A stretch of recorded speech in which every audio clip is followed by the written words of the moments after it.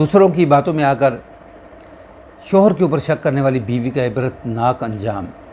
शादीशुदा औरतें और गैर शादीशुदा लड़कियां ज़रूर देखें, बहुत बड़ा सबक है। अस्सलामु अलैकुम वरहमतुल्लाहि वबरकातुहू। मैं उम्मीद करता हूँ कि आप सब खैरियत से होंगे। दुआ है अल्लाह रब्बुल आलमीन आप सबको अपने हिफ्ज़-ओ-मान में रखे, सबको अल्लाह तबारक व तआला क़र्ज़ से मरज़ से हमेशा महफूज रखे। जहाँ रहें खुश रहें, आबाद रहें, सलामत रहें। दिल से दुआ है, कहते आमीन। मेरे मोअज़्ज़ज़ नाज़रीन किराम, यानी एक वो बंदा होता है जो शक्की होता है। शक्की बंदे की कोई ज़िंदगी नहीं होती, कोई बंदा उसके करीब नहीं आता। जो आज का वाक़या और स्टोरी है वो कुछ इसी तरह की है। यानी 21 साला फ़ाइज़ा, जो ना तो खूबसूरत है, ना पढ़ी लिखी है, ना किसी अमीर घराने की है, बल्कि बिल्कुल मिडिल क्लास घराने की है। तो इसका रिश्ता जो है वो आ जाता है यूके से। लड़की जो है वो भाई छलांगे लगानी शुरू कर देती है। मंगनी होती है।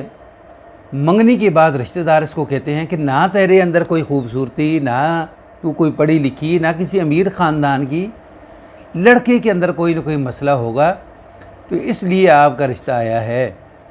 बातों में आ गई, शक शुरू कर दिया। फिर किसी ने कह दिया वो तो शादीशुदा भी है, पहले मज़ीद शक बढ़ गया। नाज़रीन, फिर फ़ाइज़ा का निकाह हो जाता है 27 साला लड़के से।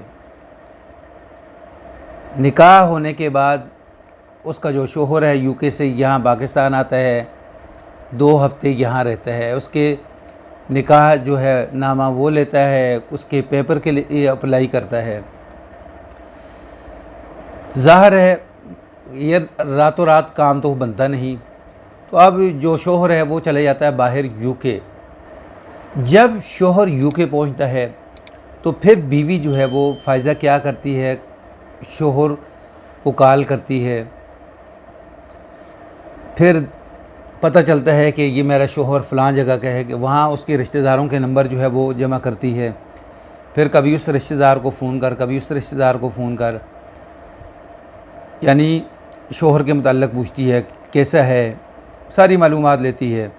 फिर शोहर को कहती है कि क्या बात है, लगता है कि मुझसे दिल भर गया है, आप मेरे वीज़ा जो है वो अभी तक नहीं आया। वो कहता है सब्र करो, आ जाएगा। शोहर फिर सोचता है कि शायद मेरी बीवी जो है मुझसे बहुत ज़्यादा मोहब्बत करती है, इसलिए कहती होगी। फिर दरगुजर करता है। नाज़रीन, बिला आखिर फ़ाइज़ा का वीज़ा आता है। फ़ाइज़ा जो है वो चले जाती है यूके। यूके जब जाती है, ज़ाहिर है शोहर जो है वो अब ड्यूटी के ऊपर जा रहा है, तो कभी संडे वाले दिन जो है, इतवार वाले दिन उसके पास मेहमान आते हैं, कभी वो मेहमान बन के चले जाते हैं। दफ्तर के अंदर काम करता है, उसका लड़कियों के साथ गपशप भी है, फ्रेंड भी है, लड़कियां जो हैं उसकी। तो अब दफ्तर से जब थोड़ा सा लेट होता है, बीवी जो है फिर पूछती है कि आज लेट क्यों आया है, क्या वजह है। मुझे पता चला है कि दफ्तर के अंदर तेरी कोई फ्रेंड भी है। इसको कैसे पता चलता है?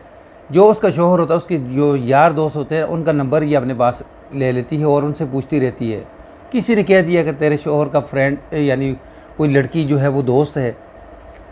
तो अब बीवी जो है वो शक करने लग जाती है फ़ाइज़ा। तो बिला आखिर एक दिन दफ्तर से लेट आता है। जो फ़ाइज़ा है अपने शोहर को फ़ोन लगाती है और कहती है कि तेरे पास जो दफ्तर के अंदर लड़की काम करती है वो तेरे पास बैठी है। उसको गुस्सा चढ़ जाता है, फिर दरगुजर करता है। फिर एक दिन क्या करती है कि ये उसी लड़की का नंबर लेती है और उसे उसकी बेइज्जती कर देती है। शोहर इतने गुस्से में होता है, आके इसको घर के अंदर इसके सामने यानी गुस्से होता है, इससे नाराज़ होता है, लेकिन फिर माफ़ी मांग के जो है वो काम चल जाता है। बिला आखिर शोहर इसको समझाता है कि देखो ये यूके है, ये पाकिस्तान नहीं है, ऐसी हरकतें ना करो।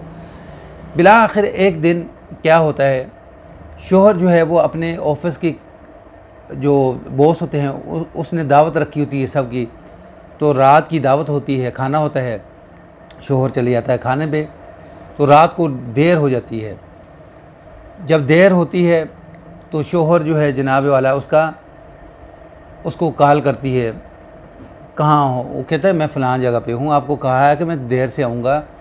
तो कहती है नहीं वीडियो कॉल करो। वीडियो कॉल जब करती है तो जो उसके दोस्त होते हैं शोहर के, वो उसका मजाक उड़ाना शुरू कर देते हैं कि भाई चंगी मुसीबत तुझे मिली है।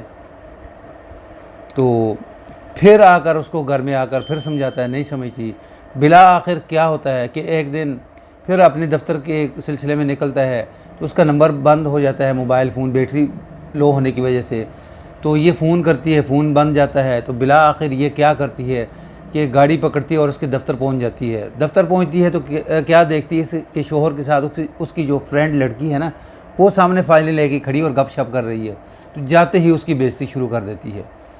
तो बिला आखिर शोहर तंग आ जाता है। शोहर उसको वहाँ से लेता है, तो कुछ छुट्टियाँ लेता है। इसको कहता है कि शॉपिंग करो, हम पाकिस्तान जा रहे हैं कुछ दिनों के लिए।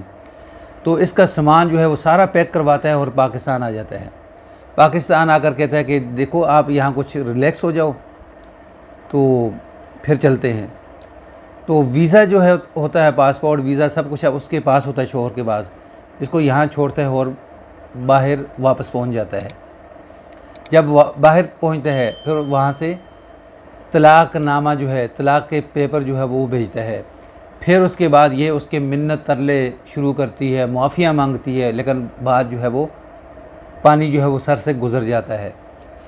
ये नतीजा सबक यहाँ हमें ये मिलता है कि अगर आप शक करते हैं, बहुत ज़्यादा शकी मिजाज हैं, तो इसी तरह जिस तरह फ़ाइज़ा ने अपना घर जो है वो तबाह बर्बाद किया है, अच्छा खासा घर था इसका, लेकिन इसने अपने हाथों से जो है वो घर तबाह बर्बाद कर दिया है। तो इसी तरह प्लीज़ यानी आप भी अपने घर तबाह होने से बचाएं, शकी ना बने। मुझे उम्मीद है ये वाकई स्टोरी आपको पसंद आया होगा। अगर पसंद आए तो इसको लाइक सब्सक्राइब शेयर ज़रूर करें, बेल के बटन को दबा कर रखें ताकि आने वाला हर नया वाकई नई स्टोरी आपको मिल सके। अस्सलामु अलैकुम वरहमतुल्लाहि वबरकातुहू।